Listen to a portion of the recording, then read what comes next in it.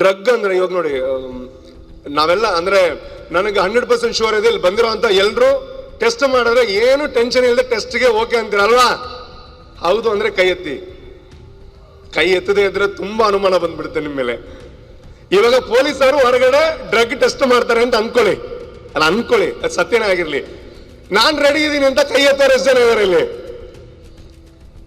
ಕೈ ನೋವಾಗಿ ಕೈ ಎತ್ತದೇ ಇದ್ರು ರಾಂಗ್ ಇನ್ಫಾರ್ಮೇಶನ್ ಬಂದ್ಬಿಡುತ್ತೆ.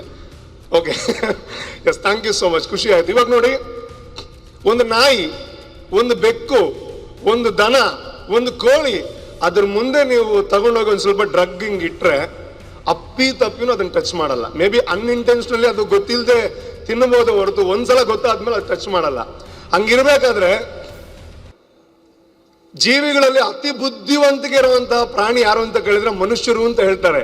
ಆದ್ರೆ ಈ ತಾತ್ಕಾಲಿಕವಾಗಿರುವಂತಹ ನಶೆ ನೋಡಿ, ನಾವು ಹೋಟೆಲ್ಗೆ ಹೋದಾಗ ಒಂದು ಟೀ ಕೊಡ್ತಾರೆ, ಏನೋ ಪಾಪ ಅವ್ನು ಕಷ್ಟಪಟ್ಟು ಟೀ ಮಾಡಿರ್ತಾನೆ, ಇಲ್ಲಿಂದಲೋ ಒಂದು ನೊಣ ಬಂದದ್ರಲ್ಲಿ ಕೂತ್ಕೊಳ್ಳುತ್ತೆ, ಬಿದ್ದಿರುತ್ತೆ, ನಾವು ಜಗಳ ಮಾಡ್ತೀವಿ, ದುಡ್ಡೇ ಕೊಡದೆ ಹೋಗ್ತೀವಿ. ಆದ್ರೆ ಈ ಆಲ್ಕೋಹಾಲ್ ಅಲ್ಲಿ ಬರ್ದಿರುತ್ತೆ it is injurious to health, and cigarette ಅಲ್ಲೂ ಬರ್ದಿರುತ್ತೆ, ಅಂಡ್ ಡ್ರಗ್ ಬಗ್ಗೆ ಎಲ್ರಿಗೂ ಗೊತ್ತಿರುತ್ತೆ.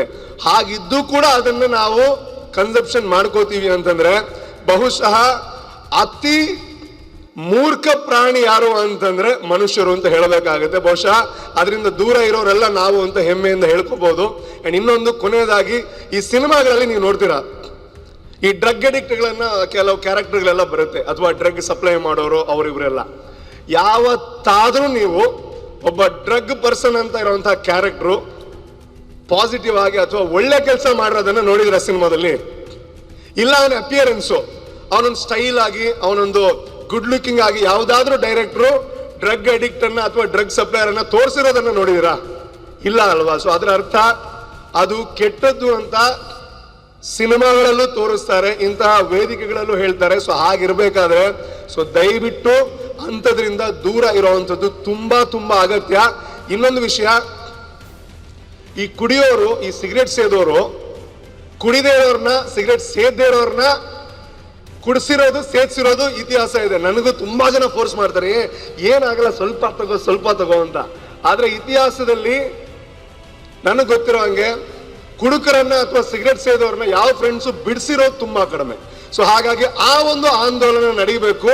ಮೊದಲನೇದಾಗಿ ನಾವು ಅದರಿಂದ ದೂರ ಇರಬೇಕು.